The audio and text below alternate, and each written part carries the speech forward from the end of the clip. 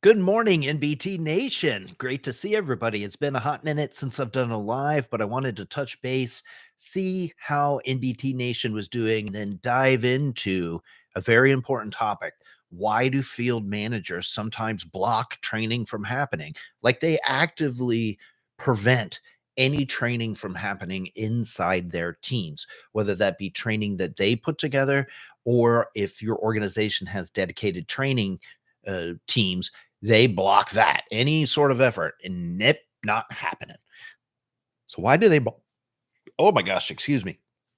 Why do they block those training efforts? And more importantly, what you can do about it if you're a trainer, full time or otherwise. Why do they block it? What do you do about it? We're going to dive into all that right now. NBT, No Boring Training, we help leaders design training strategies to move their businesses forwards, to really impact metrics that keep them up at night, those top line metrics. How do you impact that through the vehicle of training in the organization?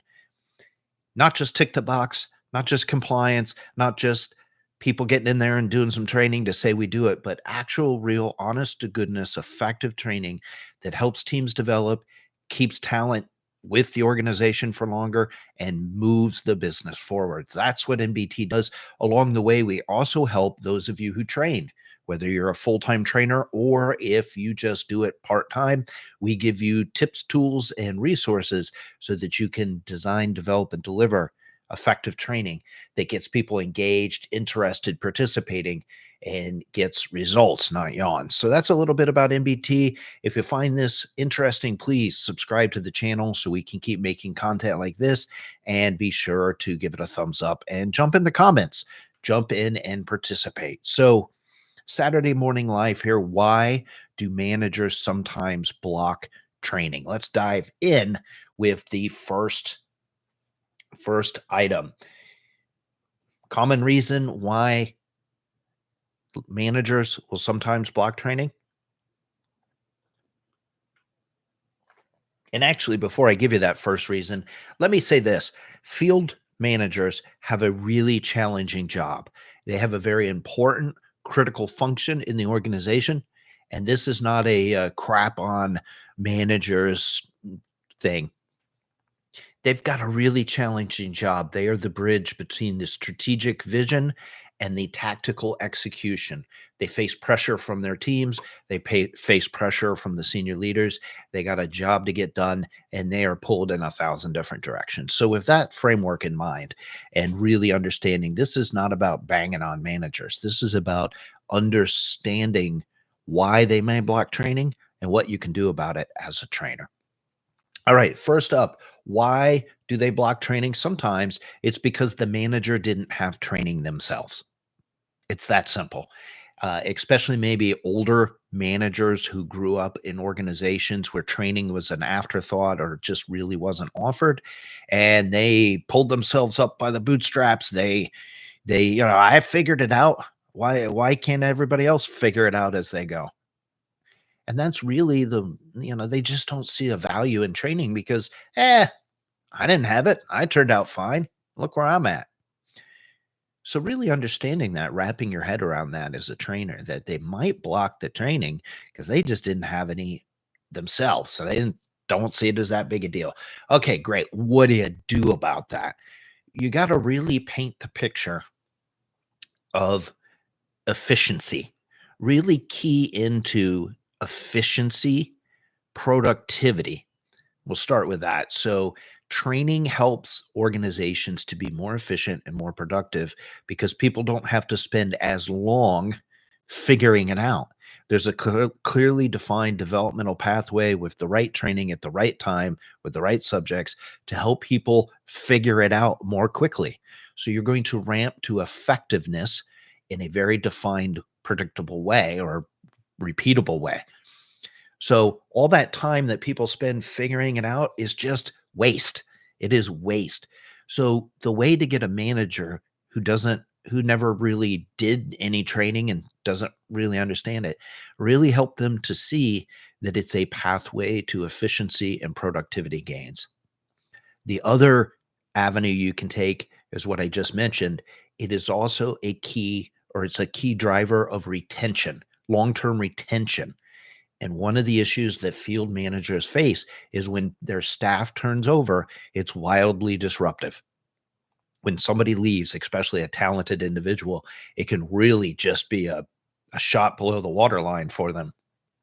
So the way to get them to invest in training is to help them understand that training will keep their people longer, which will avoid the disruptions to operations by people leaving. So there you have it. There's the first in a list of many. Why do managers sometimes block training? They didn't have any themselves. All right. The second most common reason, they are micromanagers. Micromanagers tend to not be a big fan of training, or they will send their people to training that's offered by the organization, and then they will quickly countermand it, tell people, "Nah, don't worry about that. We're going to do it this way." They'll smile to the trainer's face and say, "Yeah, we'd love sending our people to your sessions." And then they go off and do whatever they want to do anyway, because they're micromanagers. They're weak. They're poor leaders. A micromanager is, as we know, bad, right? All right. They understanding that a micromanager thinks through the lens of, I'm just going to tell my team what to do and they're going to go do it. So why do I need training? I'm just going to tell them every step of the way, minute by minute, hour by hour, day by day. I'm just going to tell my team what to do and they will go do it. So I don't need you to train them. So how do you deal with that? Well, there's a couple different approaches. One, it has to be rooted out at the organizational level, and that's unfortunately not the purview of a trainer. The way to deal with a micromanager is their boss needs to identify they're a micromanager and coach, develop, or manage them out of the organization. It's that simple. From a training perspective, one approach that could maybe be helpful to you is to talk one-on-one to that micromanager, and don't beat him up. Don't smack him in the face with, "You're a micromanager and micromanaging is bad." That ain't going to work. But where you can key in on is that micromanagers tend to silo everything through them. They want all the decisions to go through them. They want to be involved in every facet. It's a control thing, right? Now, some micromanagers ain't ever going to change. And that's, again, the senior leader problem that I just talked about. And nothing you can do can change that. Some micromanagers micromanage because they just don't know any better. They've never been given any guidance, leadership, coaching, anything. So it's not that they're bad, horrible, awful, malicious people. It's just that's their approach. So help them to understand that training is a way to take some of that pressure off of them. That when they micromanage, they are just stacking up pressure on themselves. And if you give people training so that they can make decisions by themselves, that they know the processes and procedures and practices of the organization, that they know how to handle different situations, now the individual team is taking care of that. They don't have to go to that micromanager and add to their stress level, add to their backlog of business or of decisions. So all those words to say, if you have a micromanager and you sense that they're a good person, they just don't know any better, there's a chance of saving them. Our job as trainers is to not teach them how to not be a micromanager. Our job is to get them to see that they can empower their team and push the workload to them so they aren't the roadblock, the obstacle, the gatekeeper of their team. And sometimes that works. Sometimes that gets a micromanager who just a good person doesn't know any better. Sometimes that gets them to go, "Oh, okay." And then they start moving forwards with things. So if you're dealing with a micromanager who blocks training, there's two types. One is they ain't going to change, they're never going to change. They're just a bad leader. That becomes senior leadership's problem, and you can't really do much of that for that as a trainer. But if it's a good person who just doesn't know any better, really dial into, help them to understand, show them, give them examples of how you can take some of the pressure off of them by helping train their teams so the team doesn't always have to go back to them for every last little thing. There you go. So, common reasons why managers block training. It's not that they're bad, horrible, awful, miserable people. They got a tough job. They're pulled in a lot of directions. We're going to talk about what are common reasons why they block training and what you can do about it as a trainer.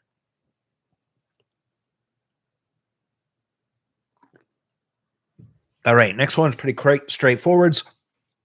I've seen it oftentimes. Managers don't want to invest in training just because of fear.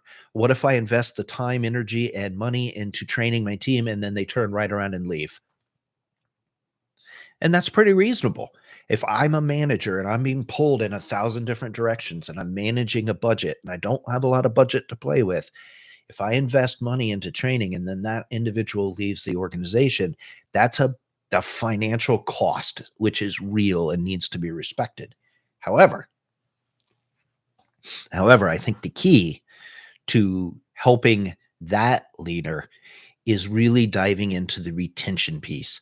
That training will increase retention. It will increase that runway where the individual stays in the firm for longer, so you get a better return on investment, where you get the manager to start thinking in terms of investment instead of cost. Investment. Yes, it's a cost. Yes, budgets are tight. Yes, but if you invest in your team, that team stays there longer and they operate at a higher level while they are there. Another avenue you might consider taking is helping that leader to understand, or that manager to understand, that even if they leave, that's part of an investment in branding.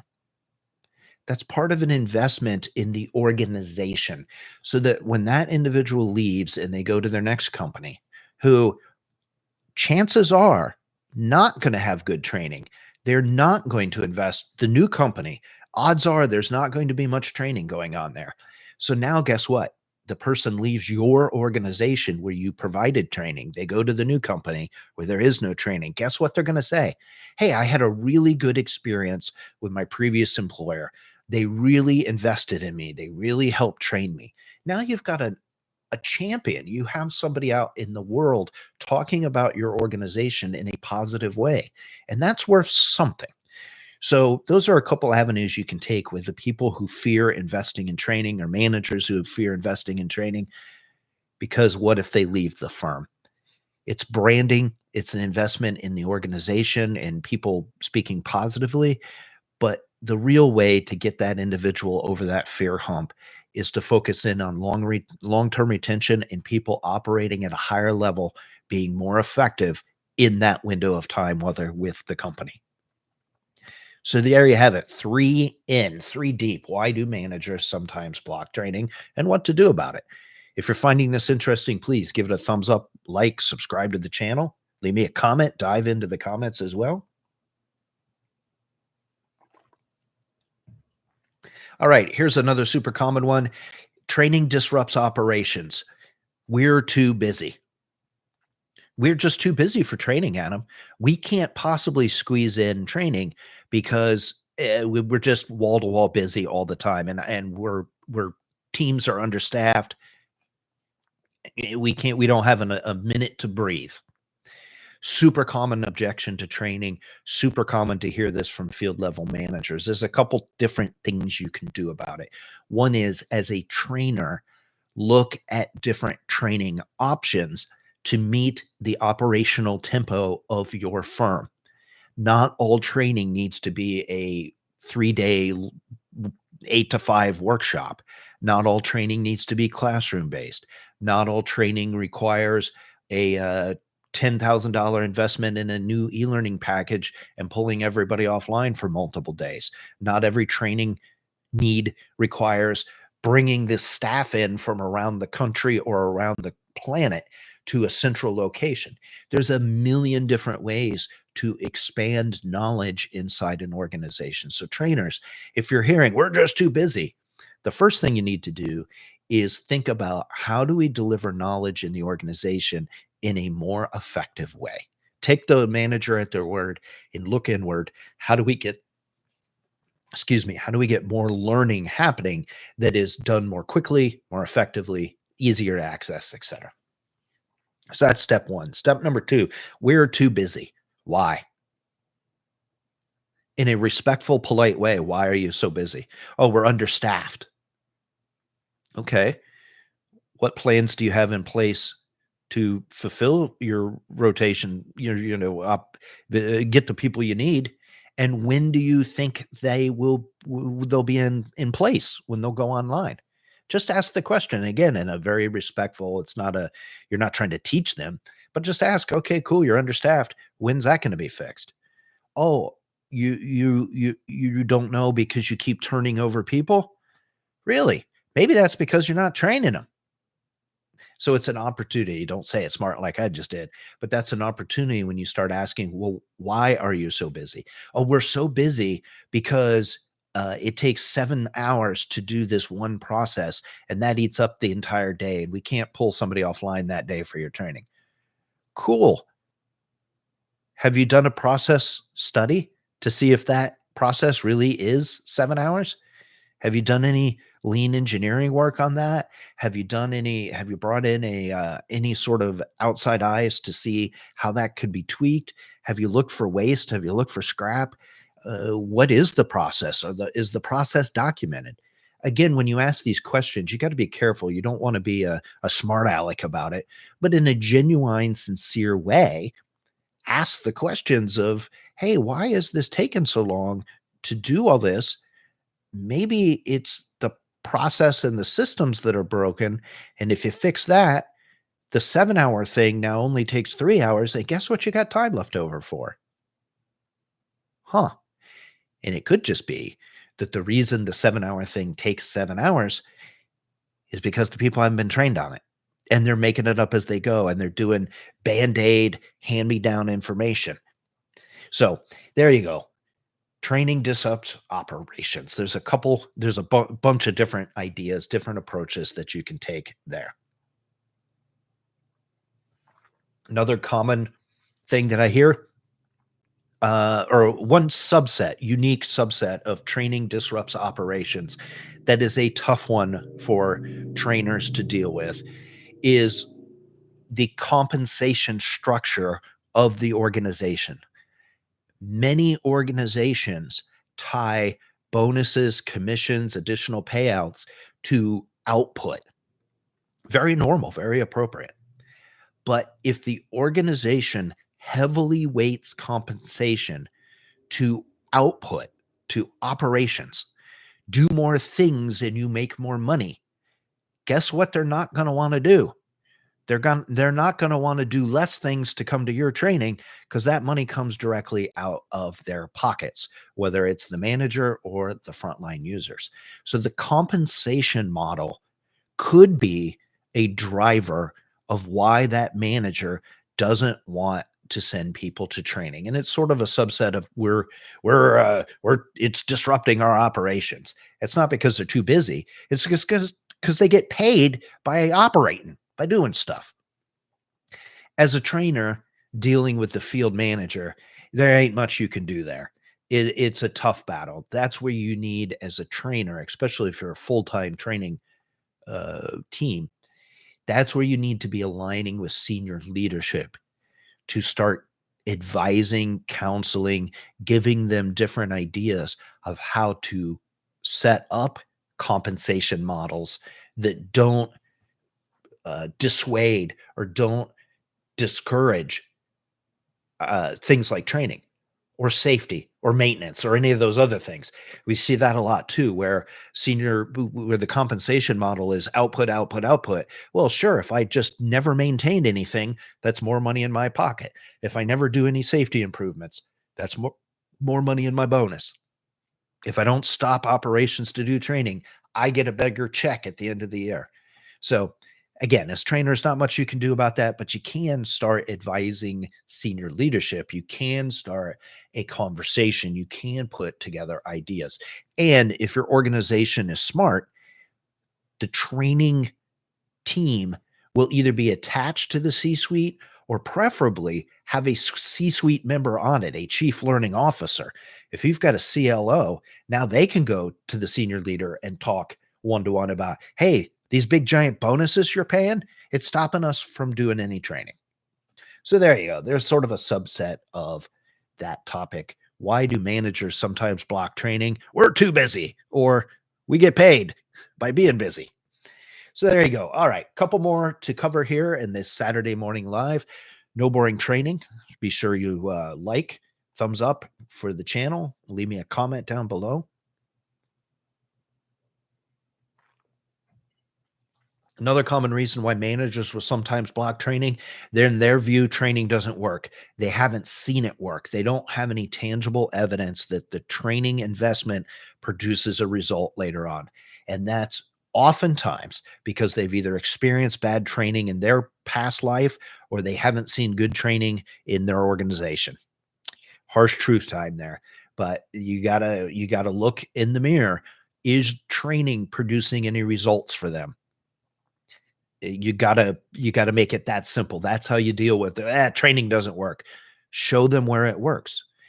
Show them in other organizations how training, a tangible example, a real example of how training has helped other organizations to increase talent retention, increase revenue, increase profits, reduce quality rejects, improve net promoter scores, whatever. Show them case studies and examples, or better yet, show them examples inside your organization. Hey, I get it. You're not a big fan of training for your team. This other department down the hallway, I met with Barbara and Hank, and they signed off on some training. We rolled it out, and we saw a 37% increase in blah, blah, blah. So when you start hearing training doesn't work, it's on you as a trainer to show them it does in fact work. Paint the picture. Again, this is not an adversarial sort of thing. You just want to casually, matter of fact, have those examples in your back pocket of, hey, I get it. I hear you. You help me to understand that more.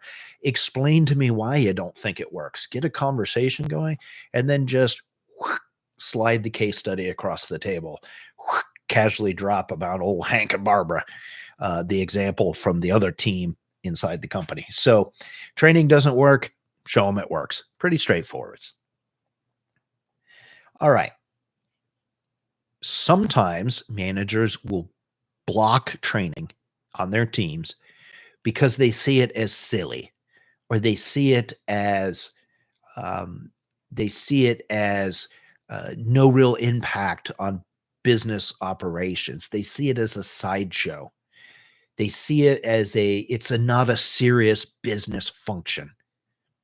There's a lot of reasons for that go beyond the scope of this live, but that's just brass tacks. That is what it is that the managers will sometimes see training as that thing over there, those silly people from HR. They come down with their games and their activities and their cheesy icebreakers and all that. And it's not viewed as a serious business function. So what do you do about that? Two things. One is make sure your training in your organization, if you're a full-time trainer, is a serious business function. You show up early, you stay late, you put out world-class content, you do a really thorough needs analysis. The products you put out are top notch, that the way you carry yourself as a trainer is beyond reproach, that when you sit down with senior leaders, you're super comfortable, you're an ally, you're a partner. When you sit down with field level managers or the end users themselves, you are a approachable, easygoing, easy to deal with, polite, respectful, kind, caring individual, but you are a serious representative of the business. If you want training to be viewed serious, be a serious person. Now, I say that as somebody who has rolled around in my backyard to make funny videos. I say that as somebody who, has kind of given up on the corporate haircut. I say that as somebody who just, I like being silly, but be silly with a purpose. Be silly at the right times. Be silly and engaging and funny and lighthearted at the right time. So I'm not saying be a stick in the mud. I'm not saying change your personality. I'm not saying be a fuddy-duddy. But at the same time, if you want your training team to be treated seriously, be serious people in a business sense. All right. So that's the first thing.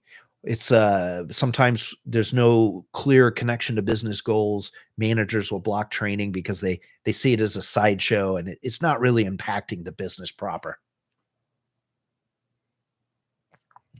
The second thing you can do for that, make sure you have a defined learning strategy in your organization that is tied to those big picture goals and those big picture outcomes. And then create and build training that connects directly to those outcomes so that when you're presenting options to those managers, it's not silly window dressing. It's, hey, you're worried about retention in the organization, and here's a plan to help you improve retention. I can show you that by doing this training, this training, and this training, we can infect retention by X amount. You're having all these quality issues. Here is a way to help solve those quality issues. I went to the field manager, I did a proper analysis. We're recognizing that as an organization, that quality issues is costing XYZ millions of dollars. Here is a way to reduce that by 3%, which would then result in a savings of XYZ amount of money. Show them crystal clear, paint by numbers. There's no debate that what you're doing is 1000% tied to those big picture business outcomes. If they don't think it's connected to business outcomes, show them with beyond a shadow of a doubt that your training is built to deal with those business outcomes. It's that simple. So be a serious person. I'm not saying be serious like boring fuddy-duddy, but be serious about how you go about the art of training in the organization, and then make sure your training is in fact connected to those outcomes and communicate that clearly and show people without a doubt. All right. We get down to the last one. Uh, why do managers sometimes block training, and more importantly, what you can do about it? The last reason is a big one. It's just too costly and too complicated. It's too costly, it's too complicated, and I don't have the budget for it. Now, we've sort of touched on this a little bit in a previous one when we talked about budgeting and compensation models and all that. Um, but regardless, whether you've got a budget you've got to work against or people just view it as costly, we'll talk about the cost one first. You've got to show them that it is an investment, like I talked about before. Show them that roadmap to the ROI. Show them the investment piece versus just the front figure. And then paint a clear picture of how you're going to measure the effectiveness of the training so that you can go back and really validate that the ROI you thought you were going to get, you actually got. And then make that whole loop part of your normal training routine. In other words, don't just pound out training sessions. Don't just blast out training content and goodbye, stay warm and well fed. I'm going to do one session, get done, and then do the next session, and then get done and do another. Like, build into your workflow, measuring to the best of your abilities the results from the training you've done, and make that a defined part of your process as a trainer. And then that way you can do more reporting back to senior leadership and managers that, hey, we had this issue. We did this sort of training. We invested this amount of time and money into it. Here's the return we think we got. Here's a pretty bar chart, pie graph, whatever. And you're starting to track it as best you can. It's too complicated. That's another part of that. It's too costly. It's too complicated. Don't make it complicated. As a trainer, we do sometimes when a frontline manager or a senior leader says, "Hey, could you help us with training?" Sometimes we get so excited that we just overcomplicate things. Oh yeah, we're going to do a series of micro learnings, and then we're going to do a workshop, and then we'll do another workshop, and then we're going to have breakout sessions where we have people and this and that, and then we're going to do a blog, and then we'll launch a podcast, and then we'll do an internal website, and then we're going to launch a new LMS or a new e-learning in the LMS, and then we're going to sign that to everybody, and it's a 7-hour deal, and we'll make that manage. Sometimes when training is too complicated, it's our fault as trainers, if we're being really honest with ourselves. So if your frontline managers are saying it's too costly and complicated, your job as a trainer is to not make it complicated. Keep it simple. Simple is almost always better. And instead of a big giant response like I just described. Think about it in smaller, simpler bites spread out over time, which naturally gives you more repetition, naturally gives you more bites at the apple to learn the material.